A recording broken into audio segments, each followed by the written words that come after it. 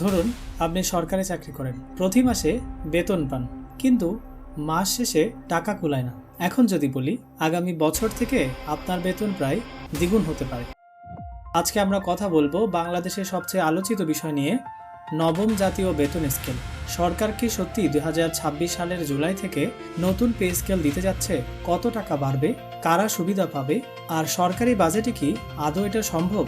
এই ভিডিওতে সব প্রশ্নের উত্তর পাবেন। একটু ধৈর্য ধরুন।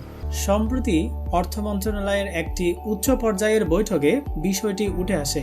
আলোচনা হয় নতুন বেতন কাঠামো নিয়ে। বিশেষজ্ঞরা বলছেন 2015 সালের অষ্টম বেতন স্কেলের পর দীর্ঘ 10 বছরেরও বেশি সময় পার হয়ে গেছে। এই দীর্ঘ সময়ে মূল্যস্ফীতি বেড়েছে, জীবনযাত্রার খরচ বেড়েছে, কিন্তু সরকারি কর্মচারীদের বেতন সেই তুলনায় বাড়েনি। আসল চমকটা এখানে। আলোচনায় উঠে আসছে যে নতুন বেতন স্কেলে গড়ে 50 থেকে 70% বেতন বৃদ্ধি পাবে।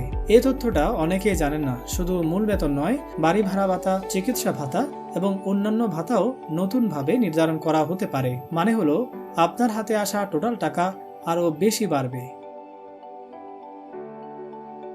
এখন একটু দেখা যাক সর্বনিম্ন গ্রেডে, মানে যারা সবচেয়ে কম বেতন পান, তাদের বেতন এখন প্রায় 8,250 টাকা। নতুন স্কেলে এটা বেড়ে 20,000 টাকা পর্যন্ত হতে পারে। আর সর্বোচ্চ গ্রেডে, মানে সচিব পদমর্যাদায়, বর্তমান 78,000 টাকা থেকে বেড়ে 1,06,000 টাকা পর্যন্ত হওয়ার সম্ভাবনা রয়েছে। তার মানে নিচের দিকের কর্মচারীরাই বেশি পার্সেন্টেজে লাভবান হচ্ছেন। এখন আসি পেনশনের কথায়। এটা অনেকে বলেন না, কিন্তু নতুন পে স্কেলে পেনশন ব্যবস্থাতেও বড় পরিবর্তন আসতে পারে। আলোচনায় আছে সার্বজনীন পেনশন স্কিমের সাথে সরকারি পেনশন সমন্বয়ের বিষয়টি। মানে সরকারি কর্মচারীরা অবসরের পরেও আরও বেশি আর্থিক নিরাপত্তা পাবেন।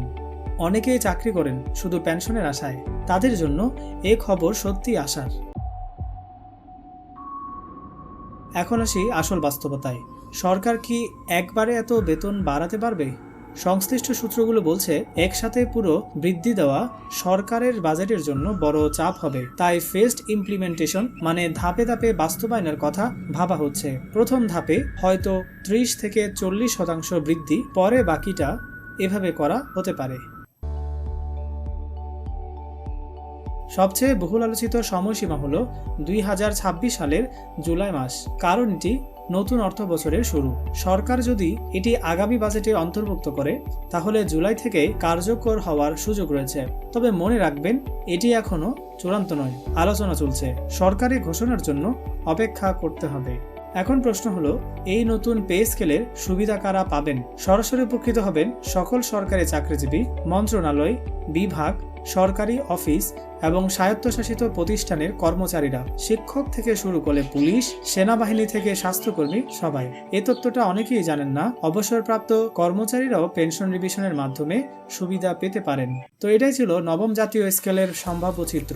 সরকার যদি সত্যিই জুলাই 2026 থেকে এটি বাস্তবায়ন করে, তাহলে লাখো সরকারি কর্মচারী ও তাদের পরিবার উপকৃত হবেন। এখন আপনি বলুন, আপনি কি সরকারি কর্মচারী? আপনার কাছের কেউ কি সরকারি চাকরি করেন? কমেন্টে লিখুন হ্যাঁ অথবা না। আর ভিডিওটি শেয়ার করুন তাদের সাথে যারা এই বিষয়টা জানেন না। নতুন আপডেট সবার আগে পেতে আমাদের চ্যানেলের সাথেই থাকুন। আল্লাহ হাফেজ।